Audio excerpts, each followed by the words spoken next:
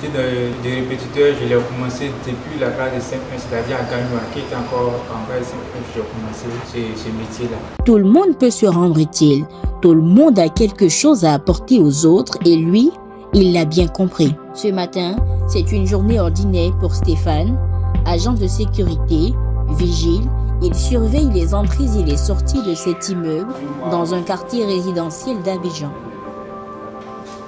Agent de sécurité, Niamke Stéphane n'est pas un vigile comme les autres. Aujourd'hui, CVP va à la rencontre non pas d'une grande star comme habituellement, mais d'un citoyen comme vous qui montre qu'avec détermination et passion, il est possible de réaliser des belles choses, notamment partager son savoir aux plus jeunes.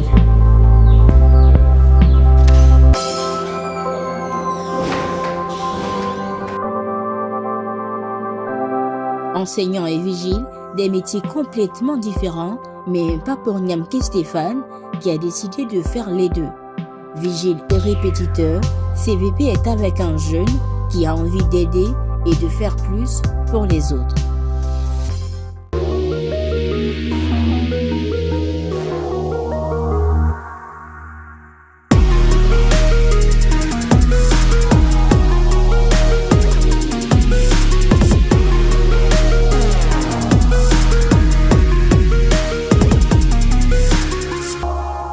Nous allons voir le groupe sujet. Voilà. Alors, qui va lire? Oui, vas-y, tu vois. Très bien. La deuxième phrase, qui va lire? Alors. Oui. De nouvelles culottes. Très bien. Il essaie de nouvelles culottes et chemises. Ok. Je veux dire par là que ici, la deuxième phrase, c'est à peu près comme la même chose le sien. Ici, on a utilisé seulement que le nom. Mais ici, c'est quoi on a utilisé ici? Il est un pronom personnel. Ok, lui c'est Souré Adama. Voilà. Lui, il fait la classe du CE2. Je l'ai repris depuis l'année passée. Sa situation est qu'il avait tellement des lacunes en matière de la lecture. Et pas tout ça, donc ses parents sont venus me voir pour qu'ils puissent l'encadrer. Aujourd'hui, par la grâce de Dieu, avec tous les efforts que nous faisons ici ensemble, il arrive à avoir un peu de niveau. Voilà. Donc, c'est un peu ça son cas. Maintenant, concernant aussi sur la moyenne, là ça va. C'était pas du tout bon avant que je le récupère, mais maintenant ça va. Lui c'est Bogoua Eric. Lui aussi c'est mon élève, je l'ai pris depuis l'année passée. J'adore aussi pour dire si il arrive à lire, il arrive à faire l'exercice qu'il me donne. Je suis Niamke Aobo Stéphane Ezekiel. Je suis ébré de père et petit de mère. Je fais mon parcours scolaire. Ma ville maternelle, c'est-à-dire à Gagnoa, j'ai fait depuis la classe de CP jusqu'à en 4e de là, je suis venu à Abidjan chez mes parents pour continuer mes études. Et aujourd'hui, voilà, j'ai fait le second cycle. Et voilà que compte tenu des moyens financiers au niveau des parents, je n'ai pas pu terminer les écoles parce que là aussi, pourquoi? Parce qu'en 2008, j'avais en classe de 3e, j'avais perdu ma mère, donc ça m'a un peu. Voilà, mais et aujourd'hui, je n'ai pas pu terminer les écoles par rapport à certaines choses. Parce que les parents n'étaient plus là, ils ne pouvaient plus de gauche à droite, tout ça. Donc, je me suis dit, ben, pourquoi ne pas avoir l'esprit de créativité, à me donner peut-être un métier ou bien quelque chose comme ça, pour pouvoir m'en sortir. Et c'est comme ça. J'ai commencé d'abord en 2012 avec le Pokofou. Pokofou au Thémis 81 en Hongrie. Thémis 81. Après ça, je suis rentré dans le domaine de l'agence de sécurité. Bon, ma vocation, c'était de devenir un enseignant. Je vais dire aussi tout simplement que le métier de répétiteur, je l'ai commencé depuis la classe de 5 c'est-à-dire à Gagnoa, qui est encore en classe de 5 que j'ai commencé ce métier-là. Parce que j'aimais bien ça, j'aimais bien être dans le domaine de l'éducation. Parce que donner le savoir à quelqu'un, vraiment, c'est une grâce. Je travaille pour une boîte, pour une sécurité et une agence. Donc, du coup, je me pose la question, mais est-ce que si je commence ça au niveau de mon travail, quelle serait la réaction de mes patrons, tout. Et je confiais ça à Dieu, je dis, Seigneur, c'est toi qui vois. Vraiment, j'aime ça, je ne veux pas abandonner ça aussi.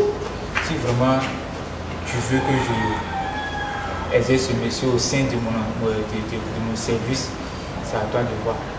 Et c'est comme ça que j'ai approché des parents.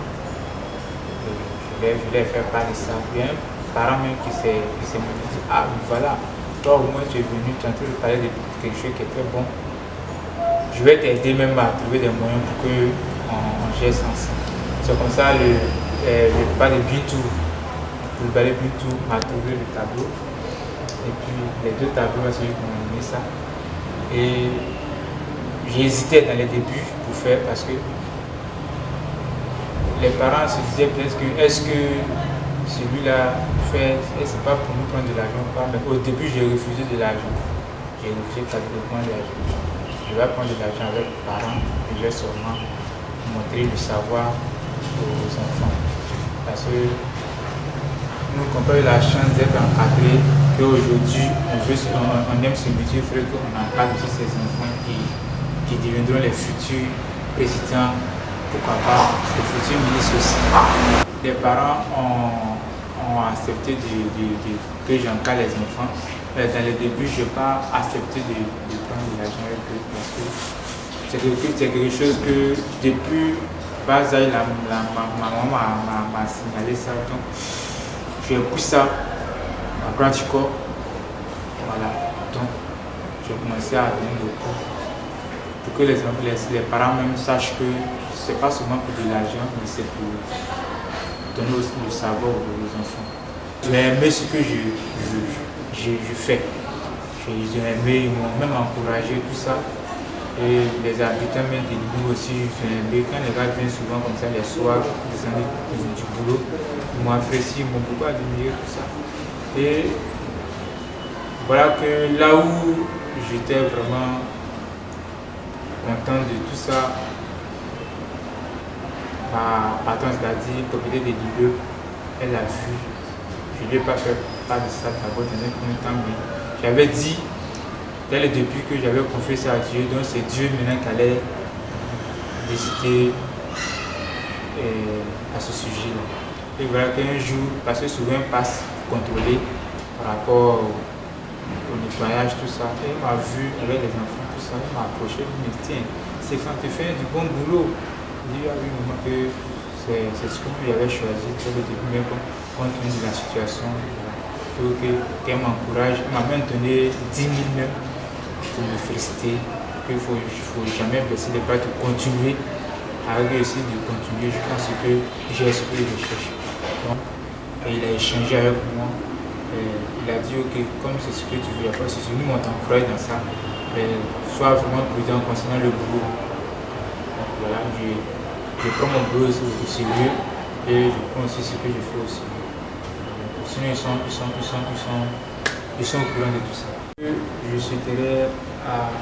que je souhaiterais dire aussi à mes frères, parce que il est dit que Dieu m'a dit dans la Bible que si les adultes du ciel qui n'ont pas de bras et qui n'ont pas de parents qui arrivent à manger, pourquoi pas lui ses enfants. Donc nous qui sommes ces enfants-là, on a le soutien de notre Père.